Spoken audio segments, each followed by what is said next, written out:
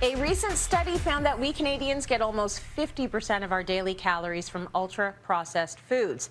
Now, here's why that's not good news. The more ultra-processed foods we eat, the higher our chances of developing heart disease. So Andrea is here to share her thoughts on which foods we should eat more of and which ones we should leave on the shelf.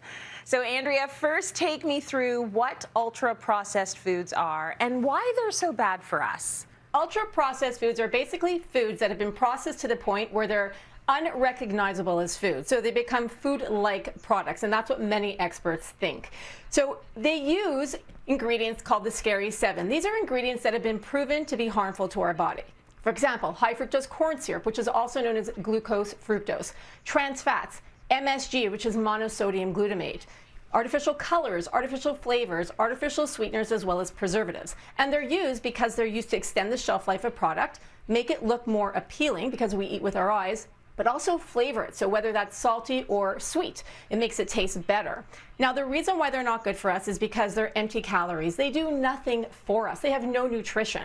And when it comes to health, they promote inflammation in our body, they mess with our blood sugar, and they promote obesity. So those are all reasons we want to avoid them as much as we can. Okay, so I've heard that we should be shopping the perimeter of the grocery store and avoiding the middle aisles because that's where the processed foods are. But it's probably a little bit more complicated than that, isn't it? It really is. Not all the products in the middle aisles are harmful for us, which we're going to talk about in a minute.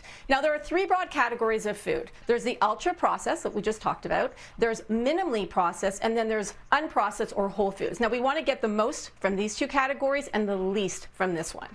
Okay, that makes sense. So it's not about avoiding everything that comes in a box or a package, right?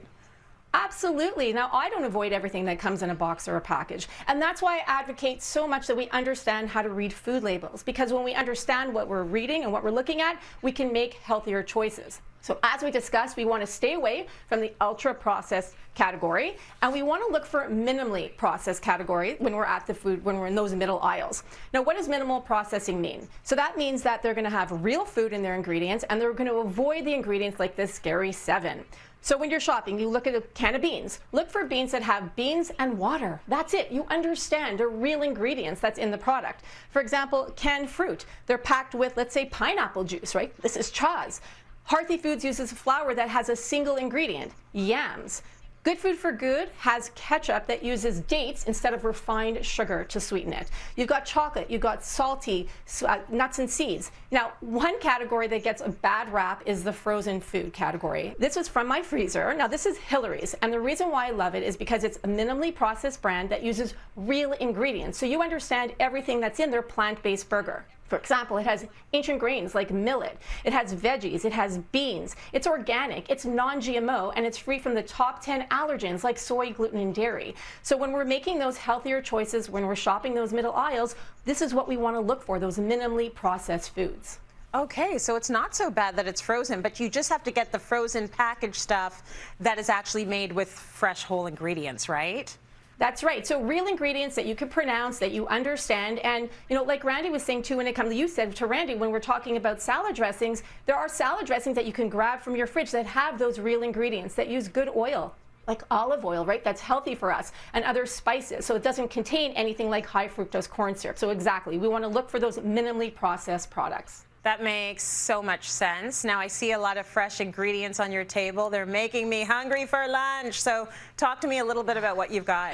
So this is the unprocessed and whole food category. Now, what that means is that these foods have been unaltered, not changed at all from their original state or format. Fruits and vegetables are an example. Legumes, nuts and seeds, meat, fish, coffee, tea, eggs, as well as avocados and olives.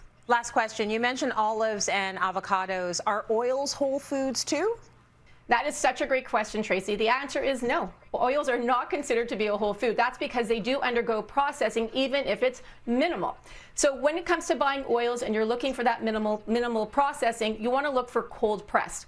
That's when they're extracting the oils in a cold way. There's no heat that's used from the fruit or the seed. So you want to look for cold pressed coconut oil, cold pressed olive oil, as well as cold pressed Malaysian palm fruit oil. So interesting, really important information.